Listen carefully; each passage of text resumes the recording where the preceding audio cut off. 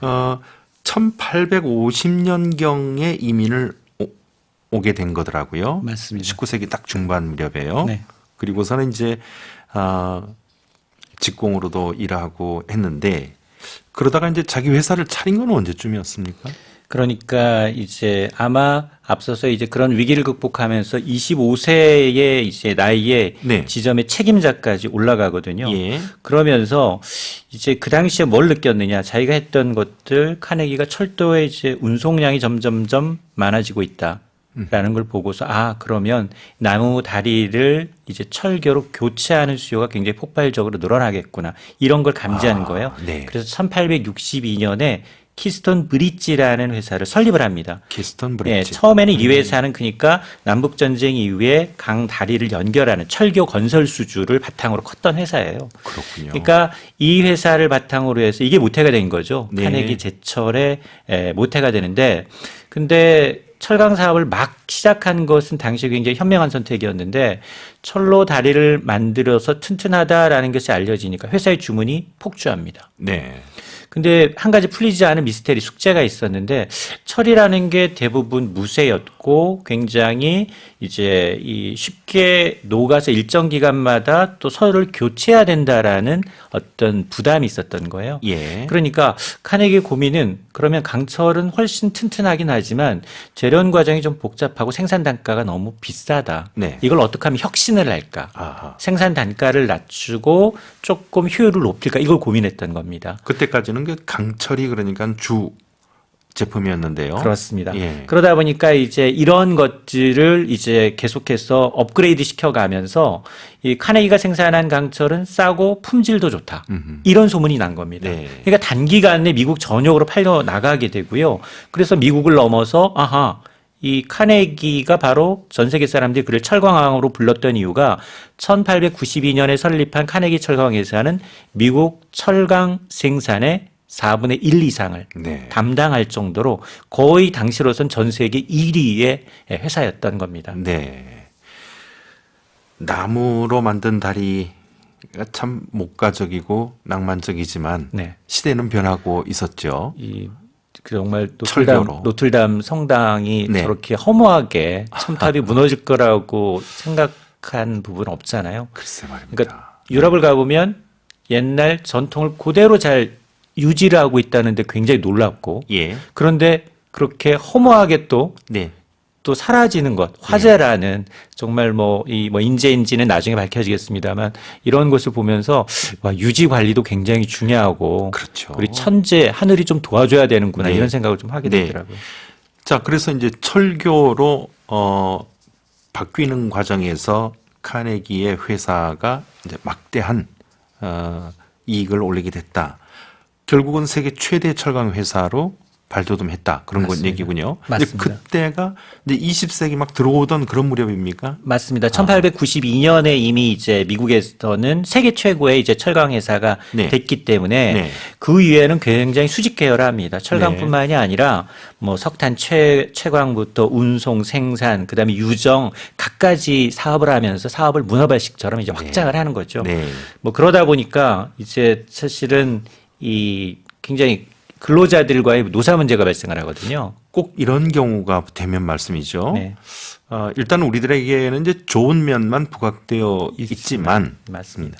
그럴 수만은 없잖아요. 맞습니다. 그렇게 큰 부를 축적하는데 착한 마음만 갖고 되지는 않았을 것 같아요. 맞습니다. 미국 역사상 네. 최악의 노사 분쟁이 발발을 합니다. 그때 카네기 회사하고 관련돼서 말입니까? 맞습니다.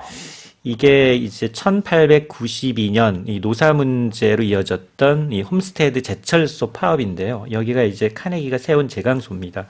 임금 협상 문제로 노사 갈등이 첨예하게 대립을 하는데 당시에 이제 이 카네기 동업자이면서 회사 2인자였던 이 헨리 클레이라는 이 공장장이 공장을 폐쇄하자.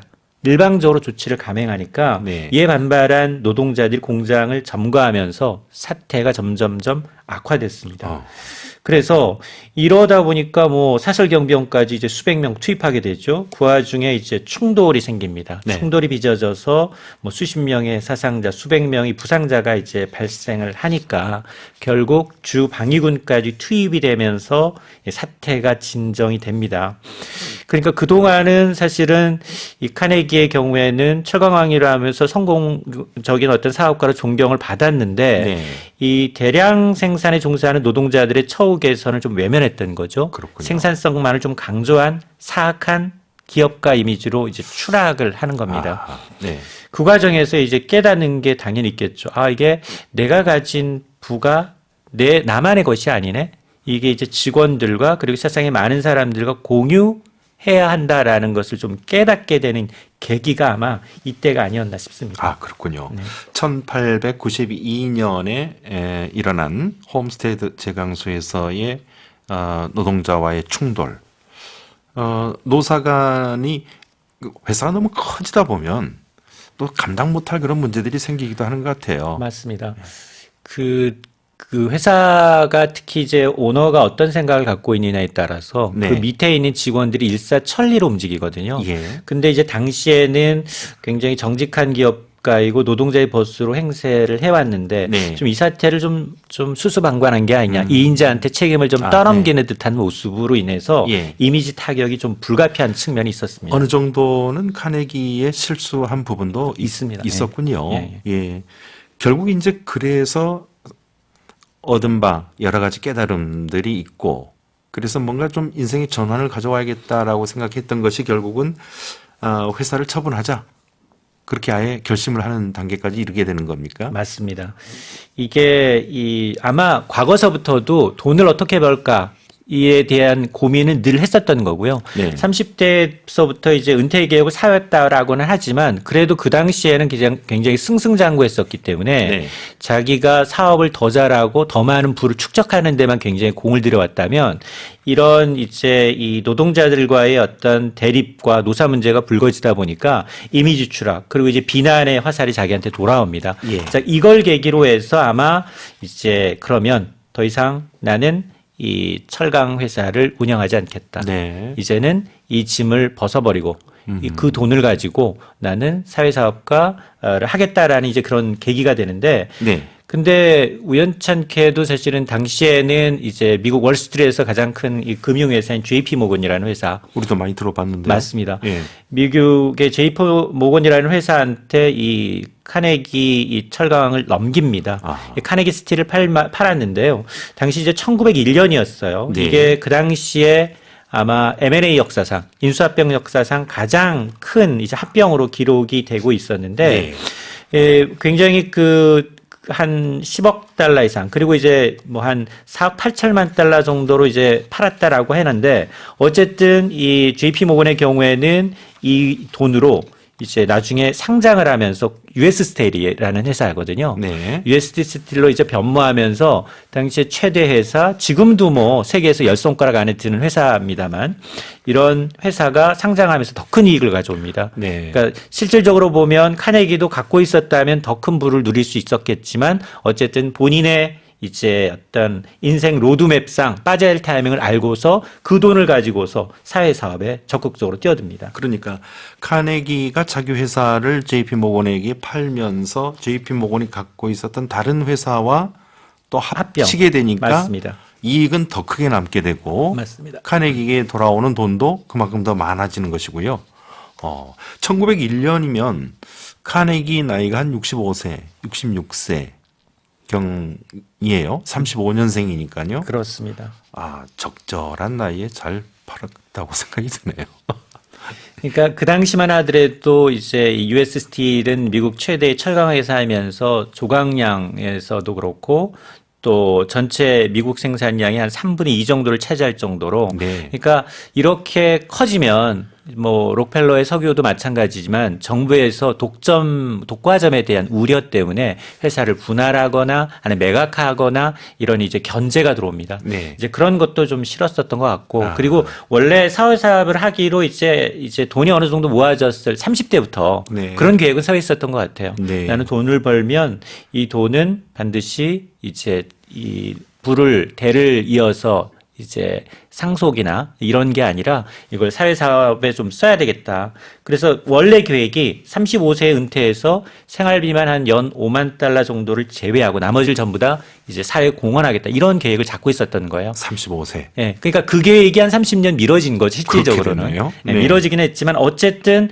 그 타이밍은 늦어졌지만 그래도 그걸 몸소 실천하긴 쉽지 않죠. 네. 왜냐하면 그 사회 공헌한 기금이 거의 한 50조 원 가까운 돈이에요. 50조. 당시. 그러니까 어마어마한 돈을 전부 다 이제 사후에 보니까 몇천 달러를 남지 않고 네. 대부분 다 사회에 기부를 했거든요. 예. 재단이 있기 때문에 네. 카네기 재단을 통해서 이제 이 사회공헌을 이제 네. 했던 그런 사례입니다. 카네기의 그런 그 수많은 그 사회 사업 가운데서도 가장 돋보이는 것이 도서관이었다고. 맞습니다.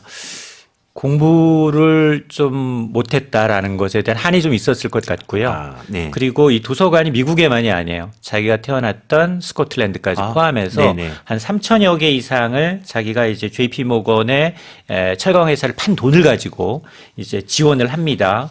자기의 고향이었던 뭐 스코틀랜드 덤퍼린을 시작으로 해서 미국, 영국 거의 한 3천여 개 가까운 도서관을 세웁니다.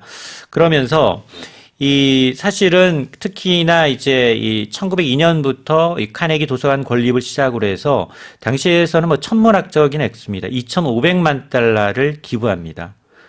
이게 이 카네기는 뭐 도서관 외에도 카네기 회관, 카네기 공과대학, 카네기 교육진흥재단 이렇게 교육과 문화 사업에 네. 3억 달러 이상을 기부를 합니다. 카네기 대학이 이제 지금의 카네기 멜론 대학이 과 돼 있죠. 맞습니다. 네. 그리고 이제 지금 뭐 세계적인 연주가들이 네. 꿈의 무대라고 하는 카네기 홀.